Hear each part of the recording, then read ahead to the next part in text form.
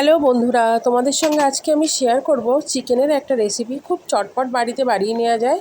তো দেখো, কড়াই আমি তেল দিয়ে দিয়েছি। প্রথমে আলুটাকে খুব লাল করে ভেজে নেব। এর মধ্যে একটু নুন আর হলুদও আমি দিয়ে দিচ্ছি। তাতে কি হবে, আলুটার ভেতরে নুনটা যাবে আর টেস্টও ভালো হবে। তো দেখো, আলুগুলো লাল করে ভাজা হয়ে গেছে। আমি আলুগুলো এখানে তুলে নিলাম। আর সানডে মানে চিকেন হবে না তা তো কখনো হয় না।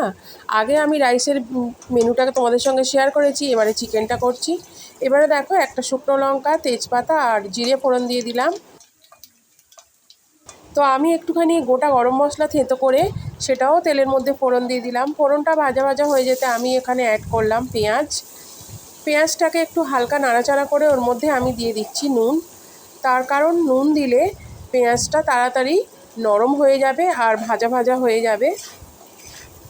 তো দেখো, পেঁয়াজ আমাদের ভাজা হয়ে গেছে। আমি প্রথমে এখানে দিয়ে দিলাম রসুন বাটাটা দেওয়ার পর খুব ভালো করে আমি এখানে কষে নেব, যাতে রসুনের কাঁচা গন্ধটা চলে যায়। আর তোমরা বাড়িতে সাধারণত কে কীরকমভাবে চিকেন রান্না করো অবশ্যই কিন্তু কমেন্ট করে জানিও। রসুনটা ভালো করে কষা হয়ে যেতে আমি এখানে দিয়ে দিলাম আদা বাটা। আমি প্রায় 2 চামচ মতো করে রসুন আদা বাটা দিয়েছি। তো আদাটা ভালো করে কষা হয়ে যেতে আমি এখানে দিয়ে দিলাম হলুদ গুঁড়ো, লঙ্কা গুঁড়ো। আর এই মশলাটাকে আমি খুব ভালো করে কষে নিয়েছি। কষার পর আমি এখানে দিয়ে দিয়েছি আগে থেকে ধুয়ে পরিষ্কার করে রাখা চিকেনটা। আর একটু সামান্য কষে নিয়ে তার মধ্যে দিয়ে দিলাম আলু, কাঁচা লঙ্কা।